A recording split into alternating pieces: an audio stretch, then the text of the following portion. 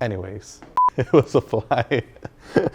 Hey, what's up guys? Joe here with another episode of Chemical Guys Detail Garage. Today in the shop, I want to go over some tips and techniques about polishing, mainly on pads. I want to show you guys how and which way to use your pads to make best use of them, to take care of them, and to make sure that you get the best paint correction out there. I want to share with you guys my tips and techniques on how to utilize your pads. So like I said, you're not using them improperly and you're using them the right way so that you get the best use out of them. You guys may have just finished polishing your own car or someone else's car and you have some dirty pads that need some cleaning. You may have some pads that look like this. If your pads look like this, then that means they're definitely due for some major cleaning. These pads right here are a perfect example, and we carry these in our detail garage here because whenever we have our smart detailing courses, we go ahead and we show our students an example of what your pad shouldn't look like. Now, as you guys can see on some of these pads, especially on this one, you'll see that the compound, the polishing residue is very gunked up on the surface, and you'll see that because all the pores of the pad, they're clogged up. You definitely don't want that on your pad because what that means is that the compound is pretty much baked onto the surface of the pad, so you're not really getting that consistent cut. If I feel that surface right there, it's just smooth. So, whenever you're cutting, especially with this orange Hex-Logic pad, which is, meant for cutting, you're not going to be achieving the results that you want because it's smooth and it's caked with that product. So essentially what you're doing is you're pretty much rubbing that product onto the surface, and all that's going to do for the surface is it's going to mar it. So it's going to leave like a trail behind, which you're going to have to remove with the finer polish. Now that you've assessed your pad, now you want to go ahead and proceed to cleaning it. Now, what do you use to clean it, you may ask? You want to use polishing pad cleaner. Now this right here, it's not just, your ordinary cleaner. This right here, it's a citrus-based cleaner with some conditioning aspects to it. I know a lot of people out there may say, oh, why don't I just clean it with some soap and water? If you're using a soap, especially a dishwashing soap, those are very strong soaps meant for degreasing oils from your dishes and stuff like that. So whenever you're cleaning them with these pads, that soap is gonna linger on the pad itself. Even if you feel like you've fully rinsed it off, it's gonna stay in there, and even over time, just by cleaning it, that soap is gonna dry out the pad. It's gonna make it rough. And pretty much what that's gonna mean for you at the end of the day is that the pad's gonna be very, very hard, very, very stiff. So when you're polishing or cutting with this orange cutting pad, you're gonna build up a lot more excess heat than you should be. And that can result in your pad falling apart.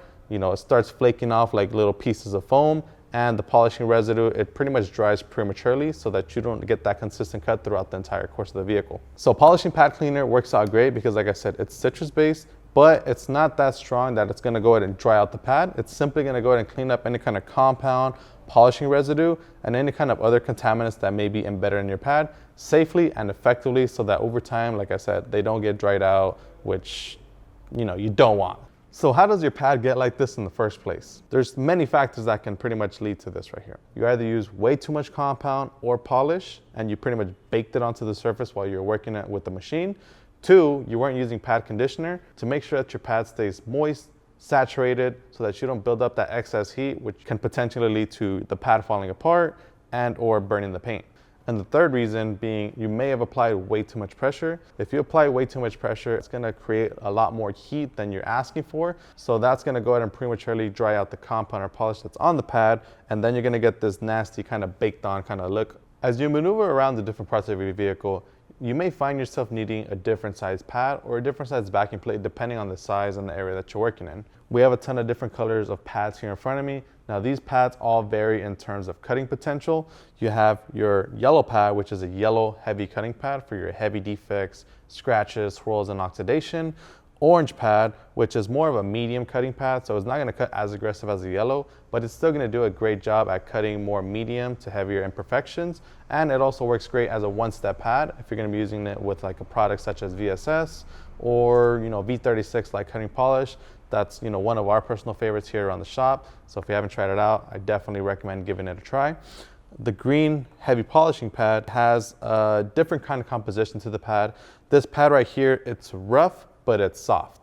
And what that means for your paint is it's gonna give a nice one-step cut, which is gonna refine, medium scratches and swirls, and refine the paint in one single step without changing your pad, because once you work the pad kind of becomes more softer and it starts refining the paint. So you pretty much do a one step in one go. Once you've done your heavy cutting, then you can go ahead and pretty much refine the paint with the softer pad, which is that white pad there. So that one you can use with a finer polish such as V36 and or V38.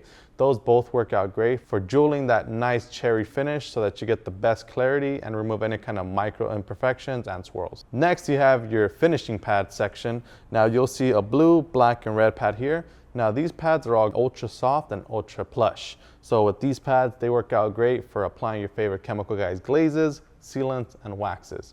Me personally, I like using the blue pad to apply glazes. So I have a black truck. I like, applying black light with this pad. And then I dedicate my black pad for applying my layer of jet seal. And I use my red pad for applying my layer of butterwell wax. So I know that I don't cross-contaminate any kind of oils or any kind of products. So I know that which pad is for what, so that I get the best shine and bond possible.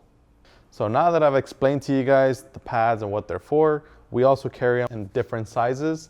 So right here you'll have a 4-inch. Now this works out great for getting into like the tighter nooks and crannies, such as the front bumper, the back bumper, the pillars, the tighter areas where you don't want to use a bigger pad, because if you're using a bigger pad in those tighter areas, you're not going to get that consistent cut, and you might get your product on any kind of like surrounding trims, seals, and you definitely don't want that going on. So make sure you have the most precision and control by using a smaller pad. Next on the line, you have your 5-inch pad right here. Now this pad is pretty much our most popular pad just because most of the DA polishers that we carry are 5-inch backing plates. So this works out great for pretty much the most universal kind of cut around your vehicle.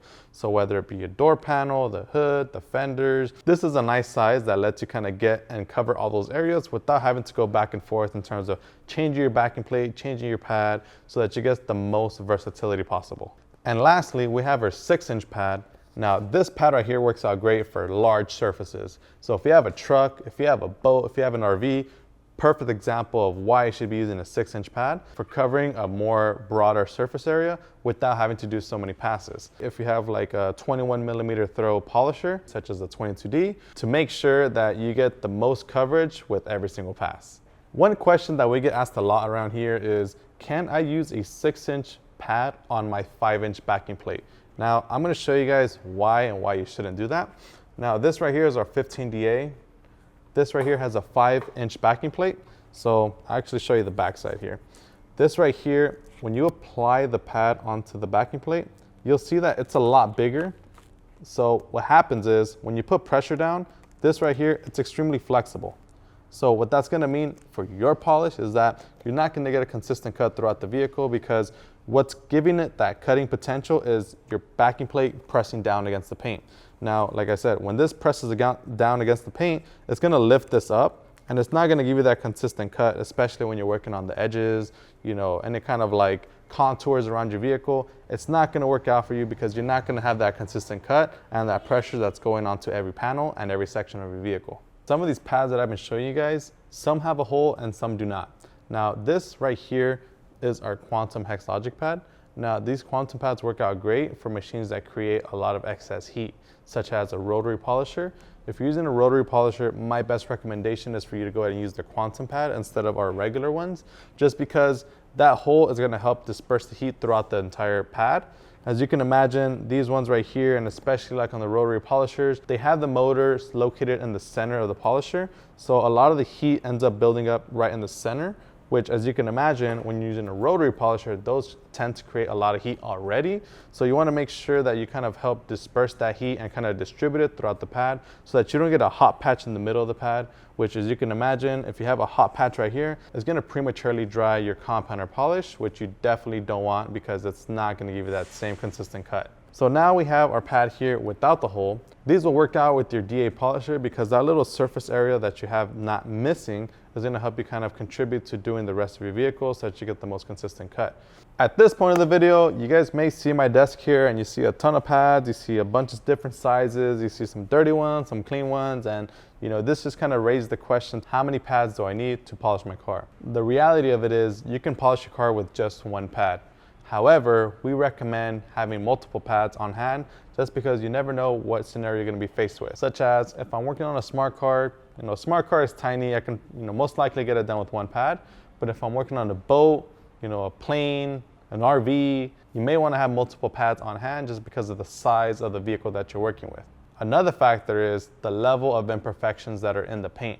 Now, if you have heavy scratches, heavy swirls, then yeah, you might want to have a few pads on hand, just because, you know, you don't want to go back and forth having to, you know, only have one pad, you know, doing a section of your vehicle and then having to clean it and then come back, clean it, come back. It makes much more sense to polish the entire vehicle and have to worry about cleaning your pads afterwards, because I mean, once you're done polishing the vehicle, you know, the vehicle's done, it looks great, and you have all the other time that you have after that to go ahead and clean, you know, organize your stuff, organize your chemicals, do all that other stuff so that it doesn't interfere with your time with working with the car.